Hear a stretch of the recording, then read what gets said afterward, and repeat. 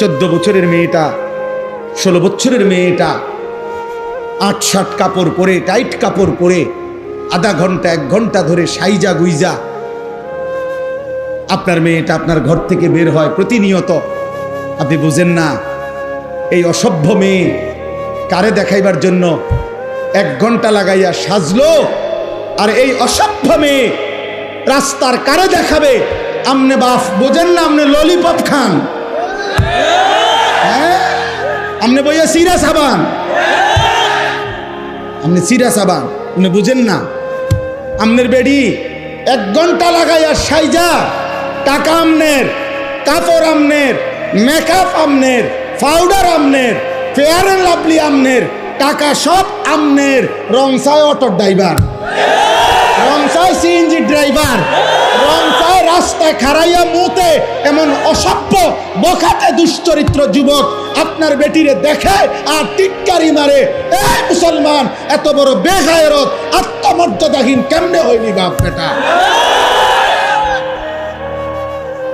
তুমি কোনো পুরুষ না? তোর স্ত্রী কেন বেটা বাইরে বাইরে হাঁটবে বেটা? বেপর্দা বেটা, তুই বেড়ইত না বেটা? চিরানি খাও, ভাত খাইতে পারো না? আত্মসম্মান কোথায়? বেডি আমার বউ, বিয়ে করলাম আমি, রংসায় মানস বেকল কোথাকার বেটা, বে বে করে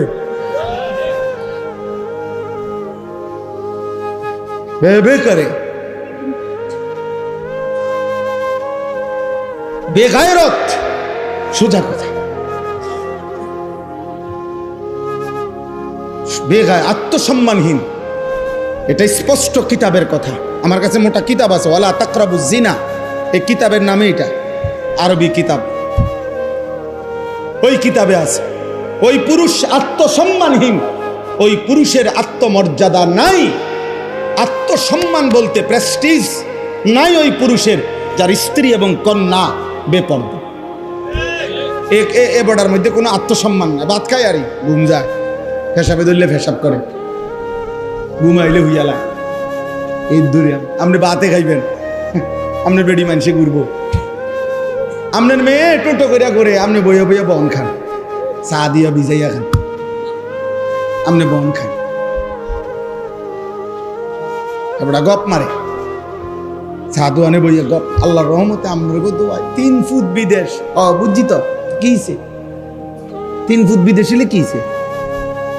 হ্যাঁ হুজুর, আমরা দোয়াই আল্লাহর রহমতে একটা বিল্ডিং করছে, 4টা রুম, 2টা বাথরুম, বাথরুমটি সহ টাইলস। আল্লাহু আকবার, কত বড় নিয়ামত! বাথরুমে টাইলস। ওনার পূর্বপুরুষ মাটিতে পেশাব করতো, আল্লাহর দয়ায় এখন উনি টাইলসে মুতে। আল্লাহু আকবার, আল্লাহ কামিয়াব। আমনে কামিয়াব, আমনে সেরে গেছে। আপনার হাত মরলেও দুঃখ নাই, আপনি বলতেন পারবেন না যে টাইলসে মুততে আইছি। মুসলমান কি শুনাইলেন, কি শুনাইলেন মুসলমান? এটা নিয়ে একজন ইমানদারের বলার বিষয়। টাইলস নিয়ে মুসলমান বলবার কথা বিষয় বলেন। আপনি তো বলবেন আখিরাত, আপনি তো বলবেন আপনার সন্তানের ইবাদত, আপনি তো হিসাব দিবেন আপনার ঘরের পর্দা, আপনি তো হিসাব দিবেন আপনার ঘরের মানুষ 6 জন আল্লাহর কোরআন পড়তে পারে কয়জন, এটা বলেন মিয়া। আপনার ঘরের মানুষ 6 জন ফজরের নামাজ পড়ে কয়জন, সেটা বলেন মিয়া। আপনার ঘরে আপনার বউ, ছেলের বউ, মেয়ে মিল্লা মহিলা আছে 8 জন, 6 জন, 4 জন, পর্দা পুশিদা মানে কয়জন? এই মুসলমান, এটা বল, এটা বলো। ভাতের হিসাব দিও না, টাইলস মাইজ দেখাইও না।